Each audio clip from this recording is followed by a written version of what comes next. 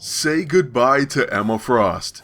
In this episode of Breaking the Meta, we're going to be focusing on a single character for the first time ever, and that of course is the infamous White Queen. Wait for it, and there she goes. Now roll the intro.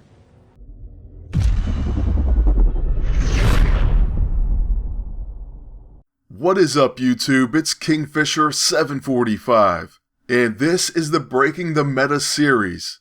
I know, this series has seen a long break itself, but we're finally back, and we're focusing on a very specific problem in PvP. Now I know it may not be a problem for all of you out there, but some have been struggling and they were wondering what they can do.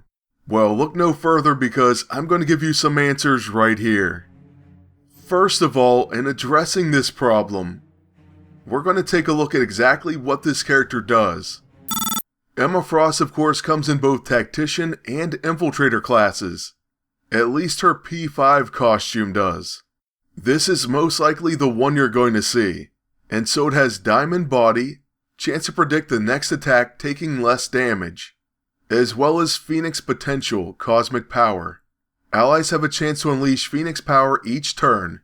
This raises all stats for 1 round, and most importantly it removes most debuffs when applied.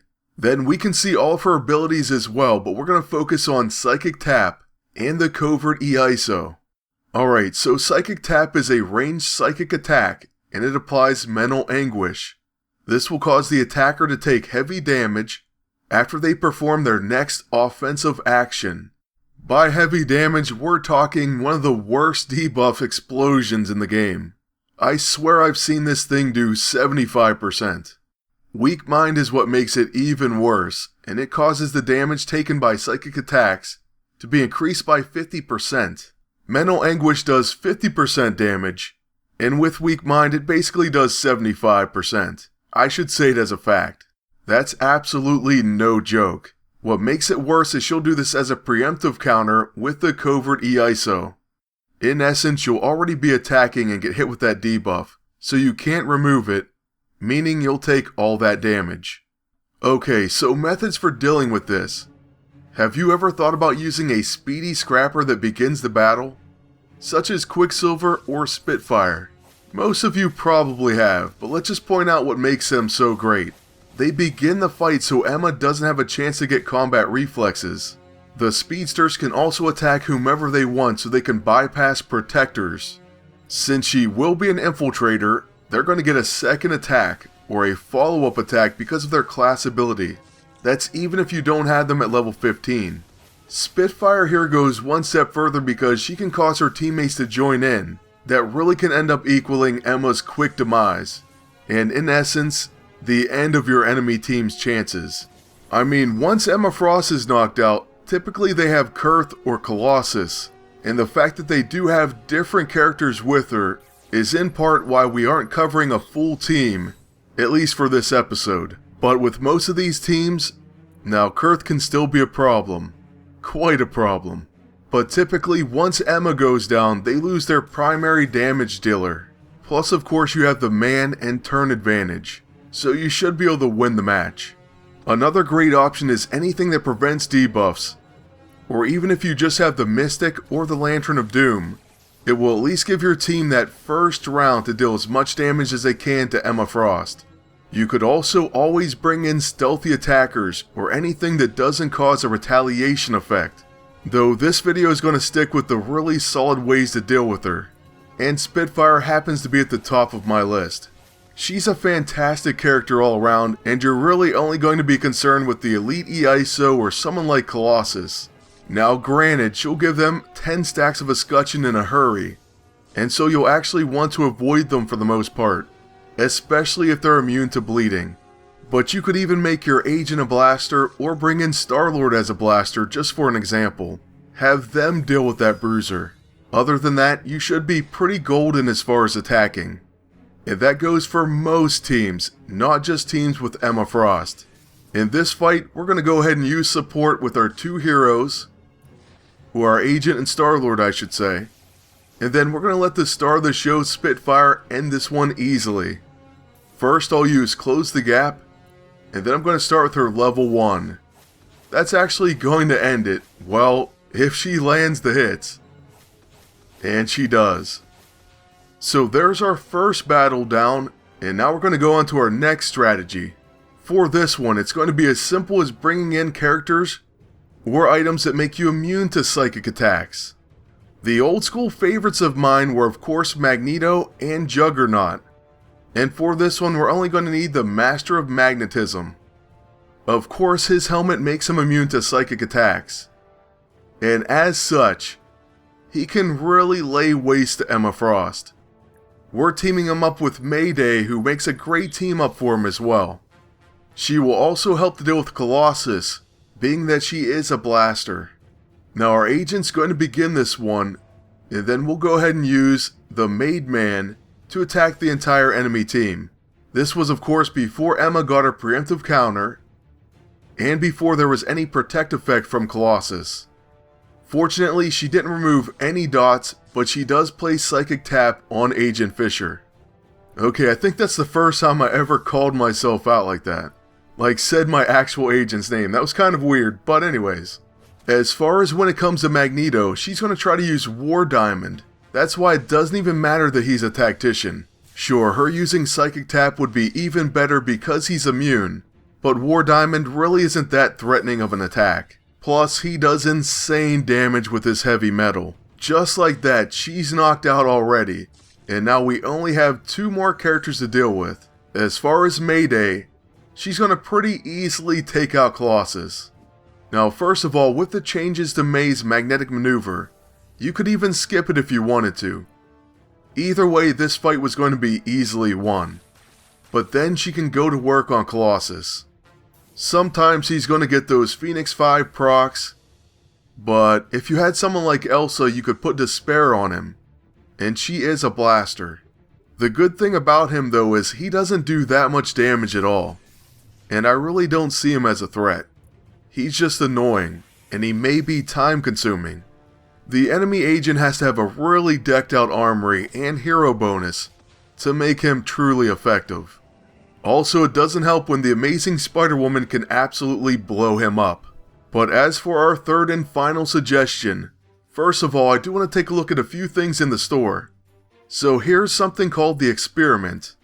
The Experiment is actually going to be 30 gold, and it's a quick action. It gives mental clarity to all allies, so it removes harmful psychic statuses. It also grants mental resilience, chance to block psychic attacks, plus takes less damage from them. And finally, attacking these targets costs extra stamina. So this is a pretty cool gadget to have, and it's 30 gold and always available in the store. Another option that you may have or may want to try is the Techno-Organic Endoskeleton, and this makes you immune to psychic and bio attacks. You also can't be afflicted with bleeding or poison. Those are just a few options that I wanted to throw out there. But as for our final team, we have another immune character, and she is a powerhouse. Of course, the character I'm referring to is Kurth, Breaker of Stone. And we took it one step further by bringing in Invisible Woman. If you were still wanting to prevent debuffs for possibly the entire battle, well, Invisible Woman with her circulating E-ISO will prevent debuffs on your team as long as you have a shield, and she can keep reapplying them. If the defense doesn't have Shield Breaker or doesn't use it effectively, you're going to pretty much have prevent debuffs for the entire fight. Either way though, Kurth is immune to psychic effects, period.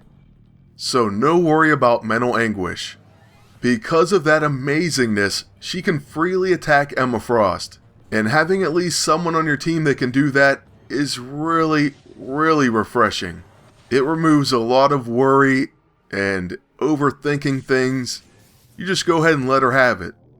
It's freeing, if you will. And I don't know about you, but I like to attack freely. Now as far as Invisible Woman, we're going to go ahead and give a shield to our team. And at this point, we're immune to debuffs. Next, of course, Emma uses Quick Reflexes, Unlock Potential, and she's going to go ahead and use War Diamond on Invisible Woman. It doesn't even break her shield. So on my agent's turn, we're going to use the targeting device first, I think on Emma Frost actually. And so now she has flanked. After that, even though she has combat reflexes, I'm going to use an AoE attack from the Maid Man, so she can go ahead and give me that psychic tap. We're still going to hit everyone on the enemy team. Plus, of course, we dotted them up pretty heavily. Unfortunately though, the hammer pistol doesn't combo break anything. After that, the enemy Kurth is going to attack Invisible Woman, who disappears and dodges her attack. So on Kurth's turn, we're going to use our level 2, Psychic Tap can't even hit us, and we'll get a follow-up because of flanked. Kurth's Brawl breaks through for some really big damage, and just like that, Emma's almost knocked out. Once again, that's the biggest threat on the enemy team, so once she's gone, your chances to win raise dramatically. Oh, and as far as Hailstorm, it's not even going to do anything to us because we do have a shield. Unfortunately, they have the scroll, but at this point, it's kind of too late. Invisible Woman's going to go ahead and use her level 1, and that easily knocks Emma out. So with my agent's turn, we're going to use Smothering Shadow. This is another great debuff ability, so we're going to try to kill the enemies with dots. Then we'll use Alluring Light to provide a heal, and it would have shielded us as well, which of course goes along with Invisible Woman. Their Kurth gets eaten up by dots, and she can't even break our shield. So we're still at full health, and we might as well go ahead and use our level 1, actually our level 2 on the enemy Kurth. She's definitely going to be knocked out by dots, so we might as well stop attacking her. Now the agent once again uses Hailstorm, and that's not really a big problem. It's actually his next move that may worry me. Okay, well he's going to use the Lunacy, so he pretty much has everything you want with a Kurth and Emma team, and it's still not going to win. Sue also has some knockout power, so we actually will attack Kurth just to make sure she's down. As far as their remaining agent, we'll just pass with ours, and then use our Road to Ruin with Kurth. This is easily going to do enough damage, along with the dots, to take him out. So there's over 9k, and just like that, the match is won. So there you have it, some definite ways to deal with Emma Frost. And I really hope this episode helped, but that is going to be the end. I want to thank you all for watching, ask you to please like, comment, and subscribe. Then until next time, good luck, and take care.